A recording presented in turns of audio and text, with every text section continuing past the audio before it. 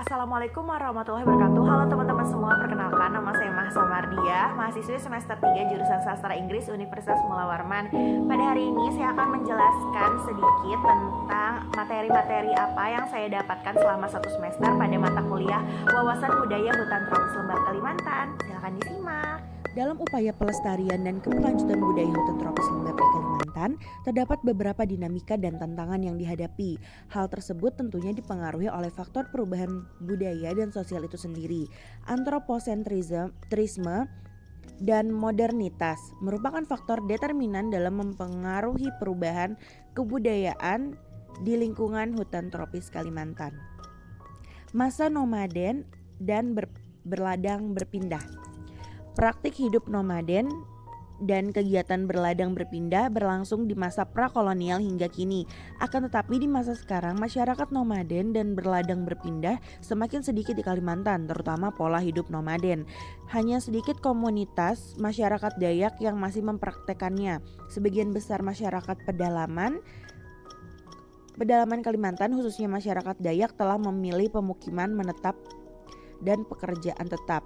Era pertambangan minyak dan batu bara. Era pertambangan minyak dan batu bara dimulai di era kolonial. Di Kalimantan Timur, minyak pada mulanya ditambang oleh Belanda di Sanga-Sanga, Balikpapan, dan Tarakan atau sekarang yang menjadi Kalimantan Utara.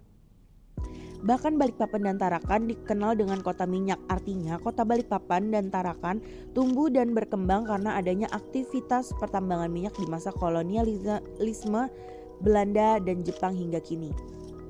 Era industri kayu, banjirkap, dan pemanfaatan hasil hutan.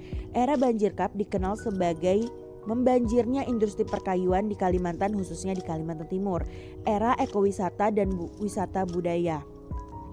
Era ini telah menandai perjalanan bagaimana alam di lingkungan hutan tropis Kalimantan telah dimanfaatkan oleh manusia. Baik manusia yang telah lama mendiami Pulau Kalimantan, khususnya di Kalimantan Timur, maupun yang datang belakangan untuk melakukan eksplorasi dan eksploitasi sumber daya alam di Kalimantan.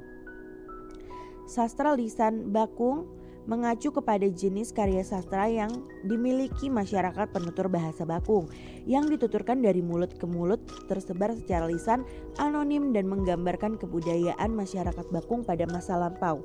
Sastra lisan mempunyai 4 fungsi, yaitu 1 sebagai alat hiburan dan pengisi waktu senggang, 2 sebagai alat pendidikan dan penerus nilai-nilai luhur, 3 sebagai alat untuk menyatakan kehendak atau keinginan yang berhubungan kuat dengan kekuatan magis, 4 sebagai alat untuk mempererat hubungan atau berkenalan dengan orang baru. Dalam masyarakat bakung, puisi sebagai bentuk karya dibagi 2, yaitu kendau dan tiang.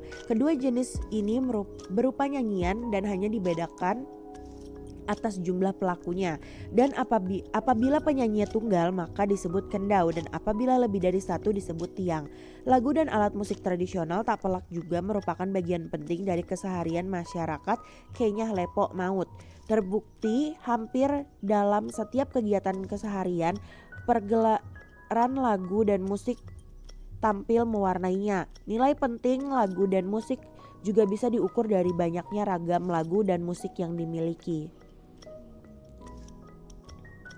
Jenis dan kategori lagu serta alat musik. Lagu belian terdiri dari 3 jenis lagu, belian kenainda, belian suket, dan belian sakit. 2 lagu silun terdiri dari 3 jenis lagu, silun tidau, silun ketena, dan silun menjaeng. Londe, uyau elong, melalo. Ada 5 jenis dalam 3 kategori alat musik. 1 alat musik petik, yaitu sambi, lutung, dan odeng talang jaran. 2 alat musik pukul atau genggaleng.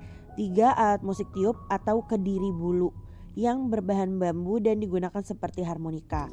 Gerabah tradisional disebut kuda tanah oleh orang Kenyah Lepok Ke, kuda tanah oleh orang Kenyah Omahlung, dan taring tanah oleh orang Pua. Yang terakhir ini memang dari dulu tidak membuat sendiri melainkan membeli dari Omalung. Namun dari perspektif antropologi, kebudayaan membentuk dan mewakili keseluruhan gaya hidup sebuah masyarakat, termasuk seluruh aspek material, intelektual, tingkah laku, dan spiritualnya. Pelestarian lingkungan didasari gagasan bahwa spesies-spesies alamiah hidup dalam jaring-jaring hubungan saling terkait. Konsep pelestariannya, kebudayaan mengakui bahasa individu manusia dan kelompoknya merupakan bagian dari sistem ekonomi sosial politik yang lebih besar. Terima kasih.